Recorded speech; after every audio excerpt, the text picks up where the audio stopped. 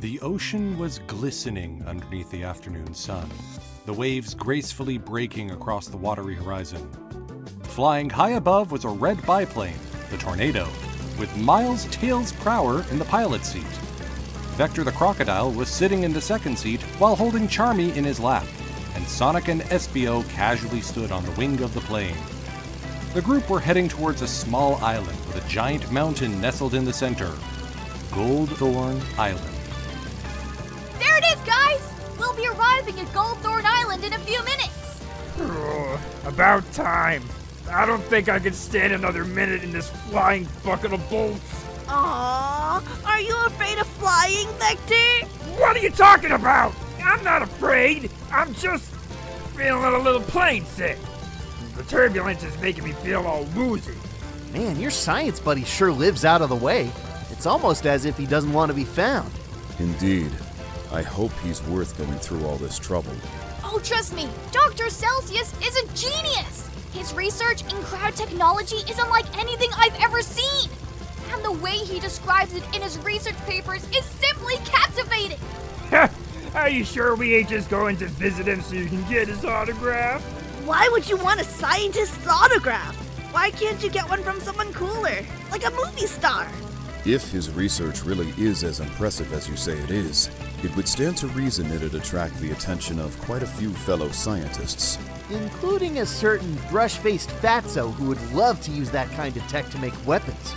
That's the real reason why we're out to find him, to make sure Egghead doesn't get to him first. Correct! Plus, his contributions to the restoration could be a massive boon to their reconstruction and energy preservation divisions. Think of the advancements we could reach together! Ugh, nerd talk is so boring. Are we there yet? Ease up there, kiddo. Looks like we're about to land on shore now. This is going to be so exciting! A chance to meet such a profound intellectual and to have them work with us! Once they arrived on Gold Thorn Island, they found Dr. Celsius at his laboratory nestled on the top of the island's mountain. The doctor then gave his new guests a tour of his lab, much to Tails' excitement and his friends' amusement.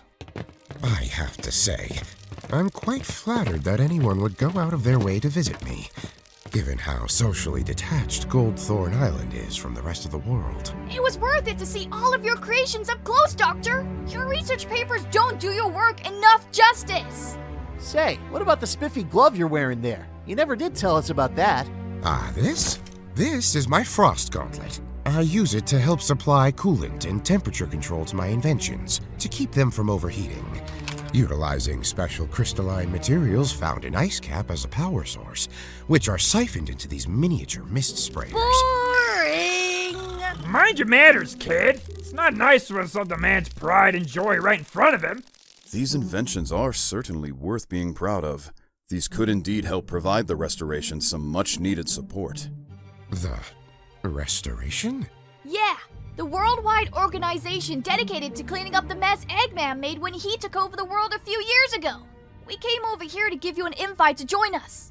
Your crowd tech could help repair and preserve so much of the damage Eggman did. I see. I'm sorry, but I'm afraid I'll have to turn down your proposal. What? But why? Well, if I leave Gold Thorn Island, I would risk the increased likelihood of my inventions falling into the hands of Eggman or anyone equally dangerous while I'm out there. It's too great of an inevitability to warrant. That's ridiculous! Everyone at the restoration is completely trustworthy. Oh, I wasn't trying to insinuate that. You seem to be hiding something. I beg your pardon? Wanting to avoid the risk of your technology being stolen and misused is a logical enough reason for not wanting to enlist. But the hesitation in your voice seems to imply it's not your only reason for wanting to stay. I suppose it's pointless to keep it a secret any longer. I chose to live on Gold Thorn Island because of its remoteness from the rest of the world. I'm a pacifist by nature, and I abhor violence against other people. I can't stand even being near it, let alone engaging in it. During Eggman's reign, I panicked and had to retreat to a place where no one, not even Eggman, could reach me or my research. Are you kidding me? Why would you chicken out like that when the world was in trouble? With this kind of tech, we could have had a chance at stopping Eggman before the war ever started. You could have held thousands of lives by lending your machines. How? By letting my work be turned into weapons? So they can be used to hurt more people? Spread more destruction than there already was?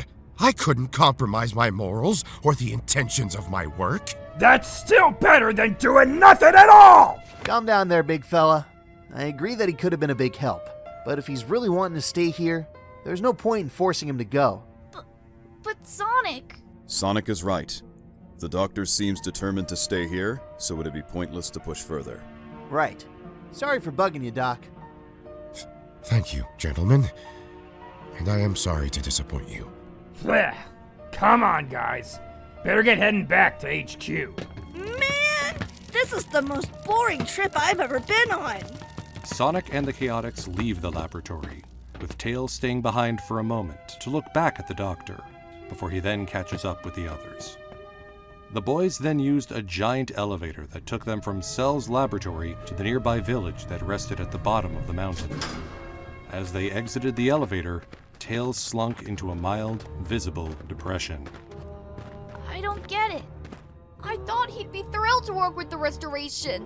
I know it's a bummer, Tails, but we can't just force him to do something if his mind is set in stone. We just have to respect his wishes and deal with it. Still, his refusal means this trip was a waste of time. Time we could have spent helping others. And helping ourselves. We still gotta figure out how we're gonna make this month's rent. Maybe someone on this island can use some detective services. Guys, you might want to look up. The moment was ruined by the sight of a giant Eggman carrier looming over the island, dropping various egg troops down onto the defenseless village. Choke on my troops! Find that hairy geek and bring him to me! Destroy anyone who stands in your way! Eggman! How did he find this place? Heh, guess this trip won't be so boring after all. All right, boys, time to wreck Egghead's day. Espio, you round up all the villagers and take them somewhere safe. Roger. Tails, Charmy, you two take out the air support. Right, of course! Yay! Hero time! Sonic and I will handle the ground mooks. Bet I can bust more bots than you, Green Jeans. Oh, you're on, Blue Boy. Sonic and Vector proceeded to engage the ground badniks, making sure they didn't spread any further across the village. Ha! That's 5-2. I thought you were supposed to be faster than that, Sonic. Oh, I was just pacing myself. Give you a fair chance. But if you really want me to go faster that badly... Show off. Meanwhile, Espio continued to corral the villagers to a bunker near the center of the village, fending off any stray badniks that get near. Quickly, you'll be safe here. Thank you, sir. While that was happening, Tails and Charmy zipped through the skies, trying to fend off the aerial units. Yeah! Take that and some of that! Cower before the wielder of the powerful Hyper Stinger! There's so many of them! I hope Sonic and Vector are having an easier time than we are. Hey, looks like some of them are heading to Cell's lab! I'll get them! Cover me! Roger Dodger! Come meet your doom, badniks! Vroom! Two of the badniks broke into Cell's laboratory, ready to apprehend the scientist. Target located. Bring him to Dr. Eggman. Are you alright, Doctor? Yes. Thank you, young man. What about the others? My friends are doing their best to fend off the Badnik army. We could really use your help, though. I can't. My inventions aren't meant to cause more violence. We don't need them to make more violence. We need them to stop the violence. I know you don't like fighting, but you said in your research papers that you want to use your talents to make the world a better place. Fighting back is the best way to make that happen. We don't have to like it, but we need to accept it. But I turned my back on the world when they needed help the most, just because I was too stubborn and afraid to fight back. What if they won't accept me? That's something you can worry about. Right now, there are people down there that need help, and I'm not afraid to help them. As Tails flew back out the window to rejoin his friends, Celsius looked down at his gauntlet and sighed, pondering over what Tails had told him. Back at the village, Sonic and Vector continued to whittle down the Badnik forces. That's 18. Getting tired yet, Vex? Ha! I could do this all day. 20! Whoa! You let one slip through, Vex! I let it slip through. You're the one lagging behind. I better pick up your slack. Vector! Hey! No fair, bolt brains. The stray Badnik began heading for Espio, who was escorting a couple to the bunker. Stay back. I can handle it. The Badnik holds its weapon up and swings it toward Espio, but is stopped by Dr. Cell. He held the weapon back, keeping the Badnik in place. Get them to the bunker. I'll cover you. Understood. Thank you, Doctor. Celsius then ripped the weapon from the Badnik's hand and tossed it towards the Badnik holding down Sonic, destroying it. Aw, yeah! Sonic then performed various homing attacks on the Super Badnik, pitting Vector down, distracting it long enough for Vector to topple it over and smash its head. You alright? Yeah, thanks, bud. How did you get out, though? Seems like Cell decided to change his mind about lending a hand. I thought you didn't like fighting, Doc. I don't like fighting and violence towards other people. But your friend Tails convinced me that sometimes violence is the only necessary measure to take. Besides, these autonomous abominations are hardly people, now are they? Gotta love those kind of loopholes, eh? So, Doc, you got any idea on how we can take down that carrier? Perhaps if I were to use my gauntlet to create a half-pipe ice ramp from a high enough vantage point, we could use the momentum to reach up towards it, and then Vector can hurl Sonic up to its hull. I imagine Sonic would be able to handle the dismantling from there. Sounds like a plan, Doc. A few moments later, Sonic, Vector, and Cell reached the top of the island's mountain. The three prepare themselves for the jump downward. Ready, Doc? Yes. Let's help out these villagers. The three jumped off the top of the mountain, and Cell used his gauntlet to generate a long sheet of ice for them to slide down on. He then angled his gauntlet up, providing a ramp for the three to be launched up high towards the carrier.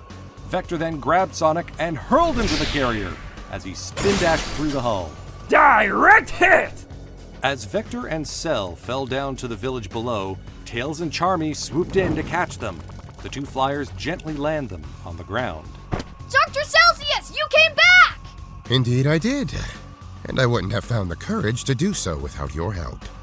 I just hope Sonic is able to handle things in the carrier. Don't worry. If there's one thing Sonic knows how to do, it's foil Eggman's schemes. Abort! Abort! Return to base! The remaining villagers have been safely evacuated to the bunker. Did you defeat the troops? As it just so happens, Sonic landed the final blow to Eggman's invasion. Yep. Just another day of being a constant quill at Eggman's side. Oh, and Vector, that carrier had about 30 more Badniks in there. So that's 49-20, baby. Yeah, whatever. But you wouldn't have gotten up there if the Doc and I didn't help you. True that. Thanks again, Doc. You're welcome, my friend. Now, I believe you gentlemen said you were hoping my work could aid the restoration. Later that day, a handful of restoration members were helping to pack up Dr. Cell's equipment and inventions to their own carrier. Be sure to be extra cautious when moving this equipment, please, madam. Yes, sir. I'll be as careful as possible. Well, it looks like the restoration's got things under control here. We'd better head back to Central City to drop the Chaotix off. Indeed. I'm glad we were able to be of assistance, Sonic. So, do we send our bill to Jewel, or should we discuss payment with her in person? I want to see Miss Jewel. Can we see her, please? Please? As Sonic and the Chaotix continued their conversation, Tails approached Dr. Celsius. Dr. Celsius? Is something the matter, Tails? I just wanted to thank you for reconsidering our proposal. And for helping us back there. Of course. And I want to thank you as well for giving me the kick in the proverbial seat that I needed. I would have stayed stuck in my lab, isolated in my own selfish fears, if it wasn't for you and your friends. You truly are a genius in your own right, Tails. Thanks, Doctor. It means a lot coming from you. You are very welcome. And please, call me Sal. You ready, Tails? Sure am. We'll see you back at HQ, Sal. I look forward to it, my friends. The two then head back to the tornado, with Tails waving at Cell as he runs off.